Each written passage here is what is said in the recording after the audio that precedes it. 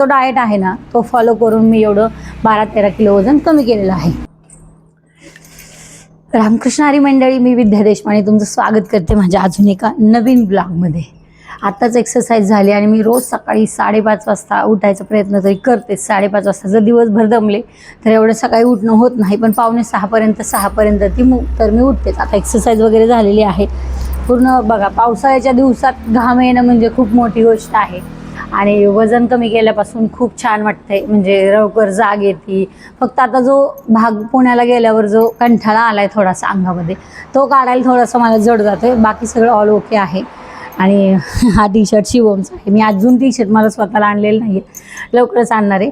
आणि अजून थोडी बारीक झाल्यावर आणणार आहे. हा शिवम टी शर्ट शिवमचा आहे. शिवम घालून देत नव्हता मला टी शर्ट. आणि तुम्हाला मेन म्हणजे सांगायचं आहे आज की मी दिवसभर काय फॉलो केलं किंवा काय खाल्लं हे मी तुम्हाला आज सांगणार आहे.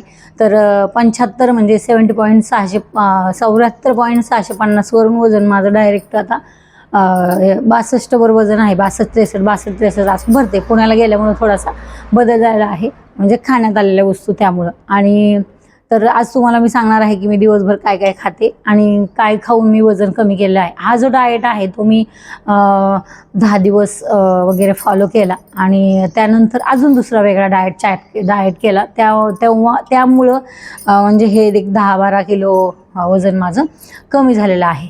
तर पहिल्यांदा तर ना सुरुवात झाली. हे पाणी आहे बघा, हे आहे जिरा वॉटर आहे.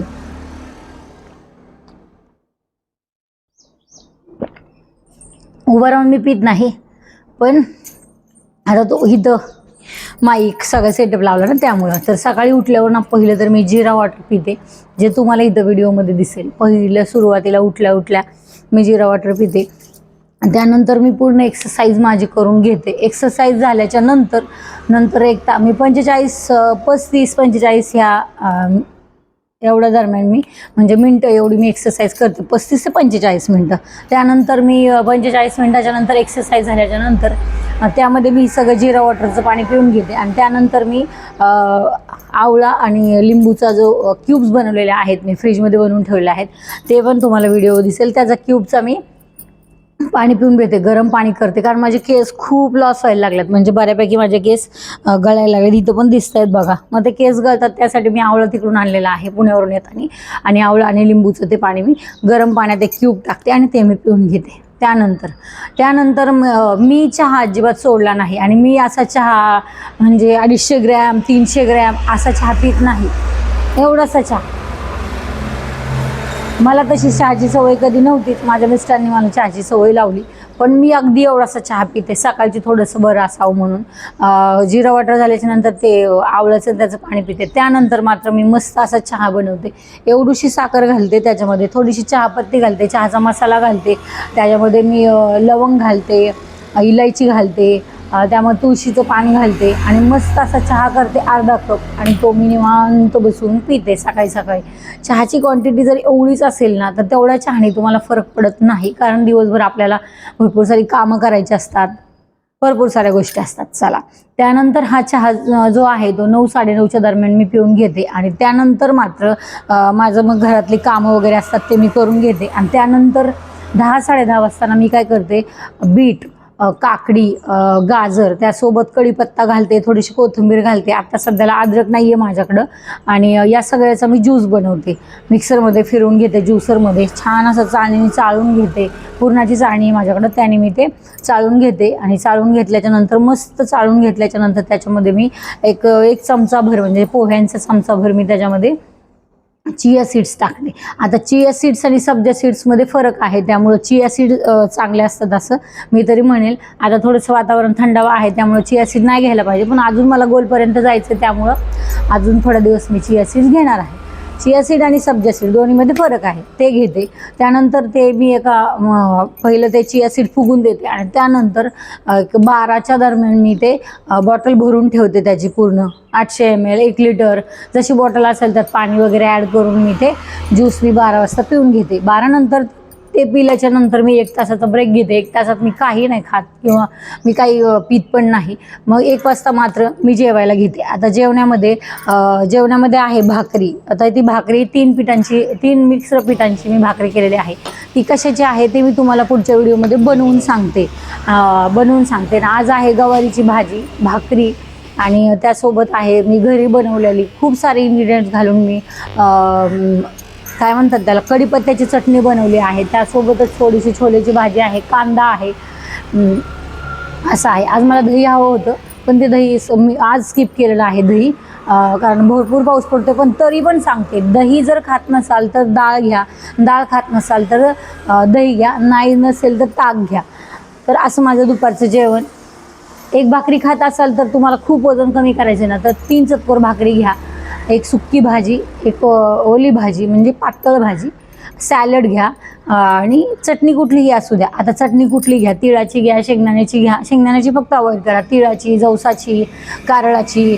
आणि ही जी चटणी आहे ही चटणी आहे कढीपत्त्याची चटणी आहे. मग त्यानंतर मात्र जेवल्याच्या नंतर 1 तासानंतर मी गरम पाणी पिते. आता गरम पाणी प्यायचं म्हणजे तर त्याच्यामध्ये मी लिंबू घालते. त्यासोबतच ब्लॅक कॉफी पण तासाभराने मी घेते. त्यानंतर मात्र मुठ्ठीत जेवढं बसतील ना तेवढंच मी फुटाणे खाते, म्हणजे चणे, हरभरे. तुम्ही हरभरे खाल्ले तरी चालतील पण शक्यतो तुम्ही फुटाणे खा. म्हणजे मी तर फुटाणे खाते, इझिली अवेलेबल मिळतात. हरभरे आले की मग त्याला भिजवा. त्यापेक्षा 1 मुठभर फुटाणे मी खाते. तुम्हीही तर खाऊ शकता. त्यानंतर त्यासोबत परत ब्लॅक टी, ग्रीन टी असं काहीही तुम्ही घेऊ शकता 4च्या दरम्यान. आणि संध्याकाळचं माझं रुटीन आहे. शक्यतो मी एवढ्या दिवसामध्ये भाकरी वगैरे जे खायचं आहे ना ते टाळले. आणि हां, एक सांगते अजून, दुपारच्या जेवणामध्ये मला भात तर आवडत नाही, पण मी बऱ्यापैकी ना अवॉइड केलेलं आहे. म्हणजे मला भात तर आवडत नाही, पण जे खूप वर्षांपूर्वी मी एका डायटिशियनकडे गेले होते, त्यांनी मला सांगितलं होतं की जर तुम्ही भात खाल्ला तर मग भाकरी खायची नाही, भाकरी खाल्ली तर भात खायचा नाही, मग तर चपाती खा किंवा मग भाकरी खा किंवा मग नुसता भातच खा. मग भातासोबत तुम्ही सुकी भाजी घेऊ शकता, ओली भाजी घेऊ शकता, सॅलड, चटणी सगळं घेऊ शकता. आता मी सॅलड घेतलेलं नाही आहे, याचं कारण असं आहे की हे सगळं जे आहे ते मी 12 वाजता पिऊन घेतलेलं आहे. ऑलरेडी माझ्या पोटात एवढी भूक नसतीच दुपारी त्यावेळेमध्ये, तासाभरात ते बॉटलभर पाणी पिल्यामुळं, ज्यूस पिल्यामुळं. त्यामुळं जेवणाला असंही मी सॅलड घेत नाही त्यावेळेला, 1 तास आधी घेतलेलं असतं त्यामुळं. एवढंच आहे. आणि संध्याकाळी म्हटलं ओट्सची खिचडी घेते, ओट्स बनवते किंवा मूग डाळीचं पाणी. आपण जर मूग डाळीचं वरण बनवलं तर त्याचं पाणी वगैरे मी घेते. एवढंच आहे. आणि संध्याकाळी म्हणाल तर मग जिरा वॉटरचं पाणी, ओव्याचं पाणी, म्हणजे हे जे आहे रुटीन, काय पण खायचं, ओट्स खायच्यात किंवा डाळीचं पाणी प्यायचं, हे सगळ्या गोष्टी मी 6च्या आत शक्यतो करते. जास्तीत जास्त 6:30, यापेक्षा जास्त नाही, 6:30. यानंतर मात्र दिवस मावळल्यानंतर मी काहीही खात नाही, शक्यतो पाणी पिते फक्त. आणि यामध्ये ना संध्याकाळी 7च्या नंतर जर मला काय वाटलं, म्हणजे भूक तर शक्यतो मला लागतच नाही, सवय झाली मला पहिल्यापासूनच. वजन वाढतंय हा विषय, म्हणजे व्यायाम नाही केला, गोड शक्यतेपेक्षा जास्त खाल्लं, तेलकट जास्त खाल्लं तरच वजन वाढतंय, असं काही लगेच वजन वाढत नाही. त्यामुळं संध्याकाळी मी ओव्याचं पाणी, जिऱ्याचं पाणी, बडीशोपचं पाणी, किंवा जर तुमच्याकडे केळ असेल, त्या केळीचं साल आहे त्याचं जरी पाणी तुम्ही केळाचं साल धुवायचं आणि ते पाण्यात घालायचं, त्याचा मस्त असा कलर येईपर्यंत चहा बनवायचा आणि तो सिप करून तुम्ही प्यायचा. याने सुद्धा तुमचं वजन कमी होतं. ह्या सगळ्या गोष्टी करून बघा, 100% तुमचं वजन कमी होणार.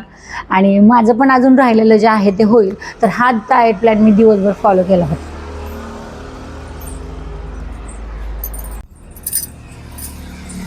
चला, तर मग तुम्हालाही वजन कमी करायचं आहे ना, तर हा डाएट तुम्ही थोडे दिवस, मी तर म्हणते 10 दिवस फॉलो करून बघा, तुम्हाला नक्की रिझल्ट येईल. यासोबत तुम्ही व्यायाम करा.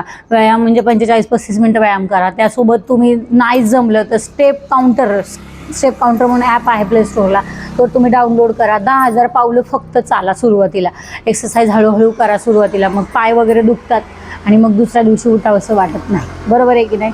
पण जर तुम्हाला आनंदी राहायचं असेल, स्वतःला दवाखान्यापासून लांब ठेवायचं असेल, गोळ्यांपासून लांब ठेवायचं असेल, तर नक्की प्रयत्न करा. एक दिवशी काहीच होणार नाही, पण एक दिवशी नक्कीच होईल. एका दिवसात काय होणार नाही, पण एका दिवशी नक्कीच होईल. चला तर राम राम मंडळी, जय संताजी. भेटूयात पुढच्या